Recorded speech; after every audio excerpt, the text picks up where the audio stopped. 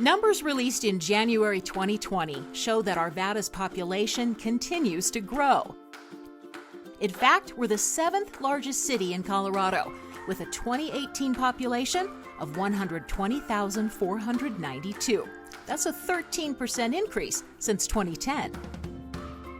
The information comes from the 2019 Demographic Supplement of a report called This is Arvada.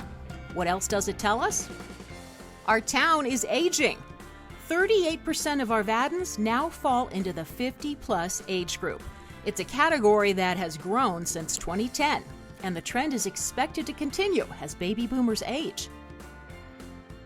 When it comes to 65 and up, Arvada ranks highest among our peer cities, with 16.9% of our population in that age group. On the flip side, there's been a decrease in the percentage of residents aged 19 and under, from 28.7% in the year 2000 to just 23% these days. Arvada's racial composition has remained relatively unchanged in the last 2 decades. Our predominantly white population stands at 91.5% in 2018, compared to 91% in the 2000 census.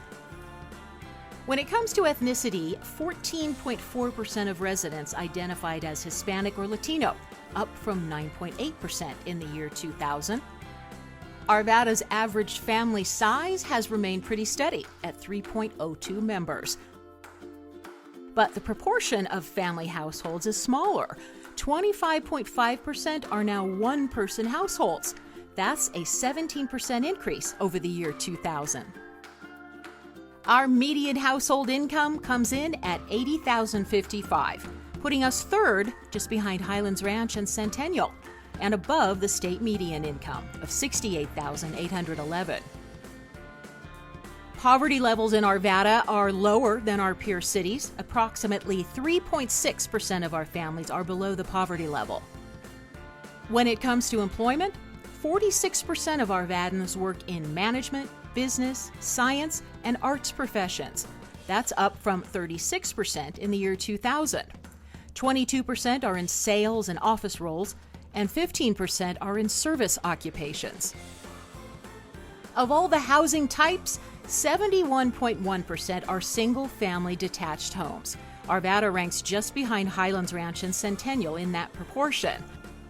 But we're on the low end when it comes to multifamily housing, only 21% compared to places like Denver and Boulder.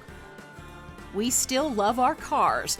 When it comes to commuting to work, 81.6% of us drive alone and spend about 28 minutes of travel each way. 11% use alternative transportation, such as bicycling, walking, ride-sharing, or using public transportation, while 7.7% of working Arvadans now work from home. With the opening of the G Line, Arvada commuting choices may change in the coming years, since about 25% of workers commute to Denver. And that's Arvada in a nutshell. To review the entire 2019 Demographic Supplement, go online to arvada.org and search Demographic.